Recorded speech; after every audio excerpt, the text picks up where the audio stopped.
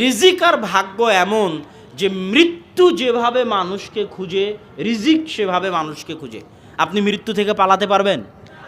রিজিক থেকে পালাতে পারবেন?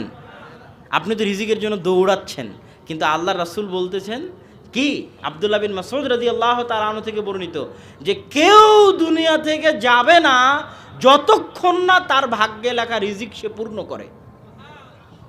সে দুনিয়া থেকে বিদায় হবে না তার ভাগ্যে লেখা রিজিক পূর্ণ না করার আগ পর্যন্ত।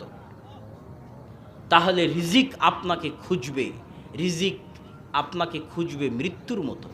রিজিক আল্লাহ সুবহানাহু ওয়া তাআলার হাতে, রিজিক একমাত্র তিনিই দিতে পারেন। পরের প্রশ্ন, যদি আল্লাহ রিজিক দেয় তাহলে আমি কি জন্য পরিশ্রম করব? প্রশ্ন ঠিক আছে? ঘরে বসে আল্লাহ রিজিক দিতে পারেন না?